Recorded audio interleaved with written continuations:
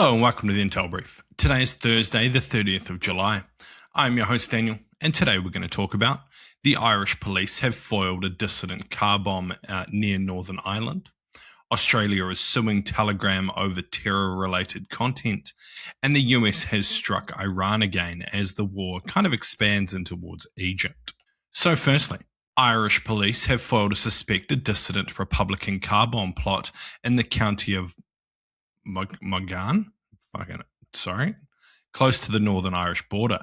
Officers arrested a man and a woman in their 40s and defused what the army called one of the most sophisticated devices recovered in years. The find points to a small but capable dissident network still active more than 2 decades after the Good Friday Agreement. So what?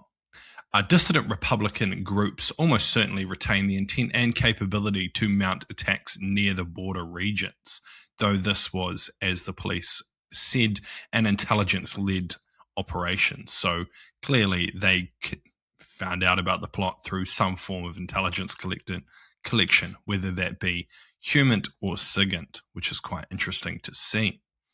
I don't think it's likely that there's going to be a large return to sustained violence, just due to the limited popular support for dissidents within the country.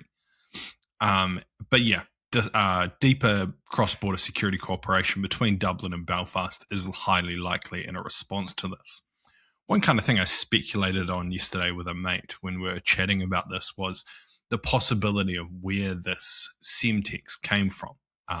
It is possible that it was leftovers from, the high tempo violence back of the 80s. So it's possibly they had it stored up somewhere in Ireland and they decided they wanted to use it now for some reason.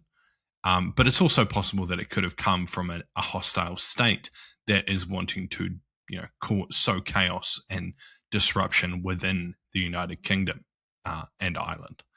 And, there's a few suspects you could point to here. You could point to either Iran and Russia would be your two possibly main culprits. And when we were chatting, he pointed out that the Killahan Group, an Irish criminal organization, is known to have links to Hezbollah and operate out of the UAE. So it's, there are some links there that could link Iranian intelligence and military forces to Irish dissidents.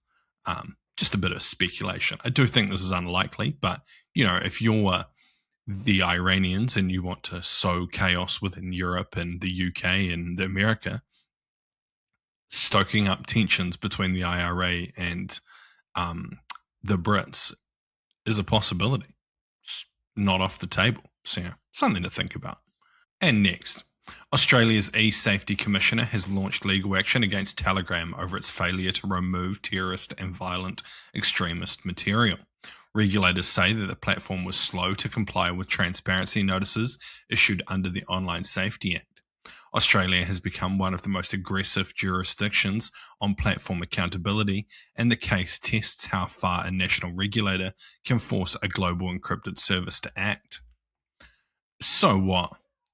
I think it's likely this is going to be a precedent case against Telegram. Quite interestingly, both sides of the coin are now angry with Telegram, with Russia also taking action against particularly the founder of Telegram. So, kind of interesting to see both the West and the East not too happy with what's going on in Telegram. It kind of shows you it's just becoming a hive of undesirable activity on all fronts. It's used heavily by Ukrainians, is what Russia's upset about. But yeah, Telegram will likely contest the action rather than concede, consistent with its long resistance and content demands. They just basically don't give a fuck what's on their platform. So I don't think that's going to change anytime soon. And I don't think they're changing their moderation behavior. They haven't yet, and I don't think they're going to in the future.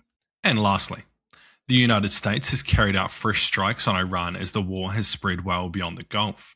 A drone hit a US-owned gas tanker in Egypt's Mediterranean port of Damietta, setting 2 gas tankers ablaze. The attack on Egyptian shores signals the conflict is spilling into a new theatre and now threatens energy shipping far beyond the original front. So what?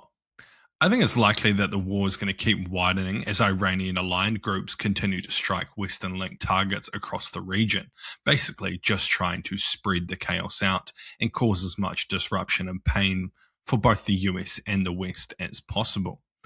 I think it's likely this is going to cause shipping and insurance costs within the region to climb significantly, especially this strike in Egypt, showing now that they are willing and capable to target, you know, ships well outside of the region, their original conflict zone.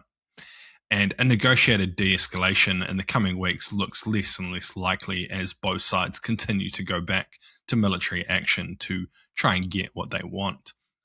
But in particular, the US has very little leverage over Iran at this stage, and it doesn't appear that military action is improving that situation for them.